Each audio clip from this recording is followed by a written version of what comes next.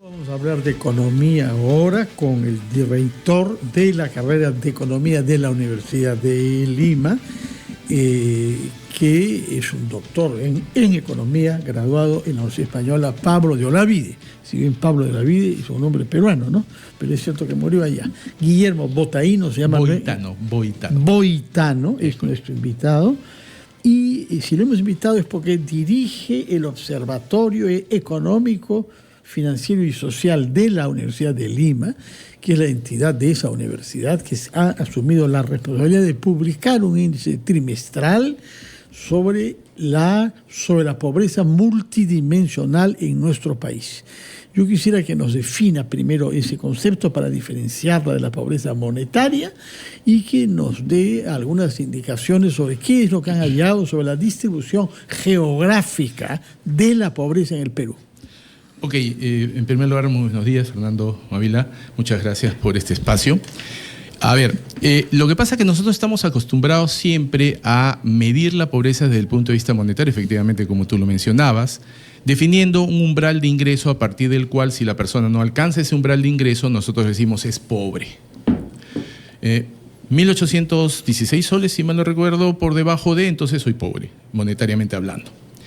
Pero el problema es que la pobreza como problema no es resuelta única y exclusivamente por un tema monetario, porque hay temas estructurales que tienen influencia en la pobreza y que terminan afectando el bienestar de la sociedad. Entonces, la pobreza está impactada por situaciones vinculadas, por ejemplo, a salud. La pobreza está impactada por situaciones, por ejemplo, asociadas a vivienda, agua y saneamiento, solo por poner tres ejemplos. Exacto, o sea, la pobreza lo que trata de medir es el grado de bienestar de un poblador. Y por ende, el ingreso no es el único elemento que puede influir en determinar. Es súper interesante lo que menciona, porque en el Perú hemos adolecido de ese problema, porque miramos la pobreza como una fotografía estática, pero es una fotografía en movimiento donde se yuxtaponen varias imágenes además. Y ustedes hablan incluso de dos mapas que rara vez se superponen para este análisis y para entender. No es un fenómeno único. 14%, por ejemplo, de la población en el Perú, estamos hablando de 4,8 millones de personas, es pobre tanto por ingresos como por carencia de servicios. Esto quiere decir, no hay dinero, pero tampoco reciben ese bienestar. Así es. ¿Correcto? 6,2 millones, 18%, enfrenta privaciones severas sin ser considerados pobres por ingresos. Es decir, no hay bienestar, pero tienen ingresos. Tienen ingresos. Y lo otro es 4,6, 13,6%, no cubren una canasta básica. Es decir, podrían estar considerados como pobres desde el punto de vista monetario, estrictamente monetario, pero tienen servicios básicos. Correcto. Entonces hay como... Exacto, o sea, justamente el objetivo de hacer ojo, que no es que nosotros seamos los que hemos descubierto la pobreza. No, claro. Eso está inspirado en Oxford, me parece, ¿no? Correcto, esto es de Oxford. Hay una metodología británica, sí. Nosotros lo que queremos es poner énfasis en que para poder tratar de resolver el problema de la pobreza, tenemos que ver más allá del tema de ingresos. Y tenemos que entender cómo es ese mapa de la pobreza en el Perú. Porque vamos a ver situaciones que son realmente interesantes, como por ejemplo, en el caso de la zona urbana, lo que predomina es la pobreza monetaria, no la pobreza multidimensional. Porque en la zona urbana los servicios básicos y la infraestructura, digamos que está de alguna u otra manera resuelta. Mientras que en la zona rural, lo que podemos encontrar nosotros es lo opuesto, es decir, que la pobreza multidimensional es mayor que la pobreza monetaria. Y la cifra que manejan ustedes para unos y otros es 80% de la población urbana y 20% rural. Aproximadamente, sí, aproximadamente. Ojo, que siempre acá hay que hacer un disclosure. Las cifras se manejan sobre la base de un análisis y son perfectamente modificables en algún momento del tiempo. O sea, las cifras no son estáticas. Entonces, ahí hay que siempre tener ese disclosure. Entonces, eso es lo interesante. Lo interesante de medir la pobreza desde el punto de vista multidimensional es poder ver esas carencias estructurales que la población sufre históricamente, porque no es un tema solo de los últimos 5 años, sino es un tema histórico en el caso del Perú. Es un tema histórico en el caso del Perú, pero además también el análisis que hacen los economistas a nivel global del desarrollo, por ejemplo, y de la prosperidad apunta a eso, a que no se puede leer necesariamente el desarrollo de un país solamente por la cifra del crecimiento, ¿no? 3%, y con eso, ok, estamos por encima de América Latina. Sí, pero a ver, de pronto estos aspectos que son valorados en la categoría del bienestar de las personas, el acceso a los servicios, el derecho a las oportunidades, por ejemplo, o el acceso a las oportunidades, son muy importantes y también indicadores válidos. Yo lo invitaría a que nos acompañe durante la pausa que tenemos que hacer. Escuchamos a nuestros anunciantes y regresamos para echarle una mirada también a las regiones, porque cuando hablamos de acceso a servicios, de tener oportunidad, por ejemplo, para estudiar y para tener herramientas para salir de la pobreza, definitivamente hay que voltear la mirada hacia las regiones. Por lo pronto, adelantarles que Loreto con el 62,3% y Puno con el 62,2% registran los niveles más altos de pobreza multidimensional en nuestro país. Habíamos comentado ya, por ejemplo, las tres situaciones que conviven, no, para determinar qué población es o no pobre. Pero yo le pedía mirar un poquito al interior, correcto, sobre todo por lo que hablábamos de la importancia del acceso a la oportunidad para que la persona sea capaz de vencer la pobreza. Correcto. Porque para alguien que, digamos, vivió siempre en el privilegio, ¿no? De pronto no hay ningún tipo de incentivo, simplemente sigue su camino. Pero el reto para que un país crezca y se desarrolle es hacer que haya movilidad social, correcto, que la gente deje de ser pobre. Correcto. Loreto y Puno.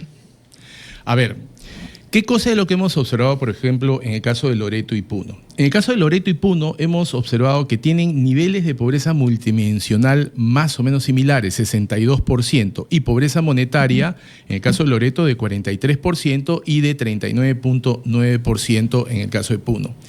Pero no solo es importante la cifra, sino la composición de esos problemas que generan esta situación de pobreza multidimensional.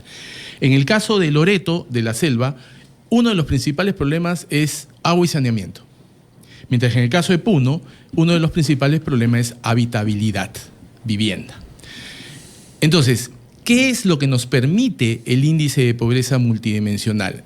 Determinar exactamente cuáles son los factores detrás de una región que afectan la pobreza. Y por ende, tener la capacidad de diseñar políticas ad hoc, es decir, políticas dirigidas específicamente a tratar ese tema en particular. Entonces, yo no voy a entiéndase, inteligentes. Correcto. Yo no voy a pretender... Para decirlo directamente, necesitamos políticas inteligentes. Yo no voy a, por ejemplo, diseñar una política de vivienda cuando sé que el saneamiento es el problema principal en Loreto. Yo lo que tendría que hacer es diseñar una política asociada a saneamiento para el caso de Loreto y una de vivienda asociada para a Puno. Puno. Correcto. Eso es lo que nos muestra este índice de pobreza multidimensional. O sea, la riqueza no es el número, la riqueza es lo que está detrás, la composición de esa pobreza. ¿Cuáles son los problemas que se privilegian, por decirlo de alguna manera, aunque no suene bonito, y que afectan o influencian a la zona? Entonces, hacemos políticas diferenciadas. Ahora, eso también tiene un reto importante.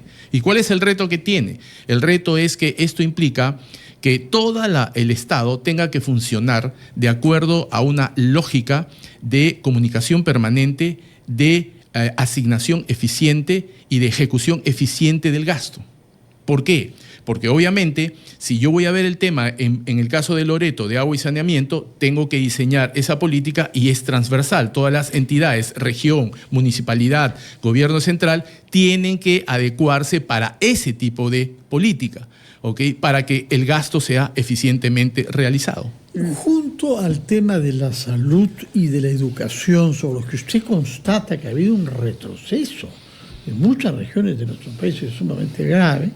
Usted resalta igualmente con estos dos factores el tema de la conectividad física para desplazarse de un lugar a otro y conectividad digital.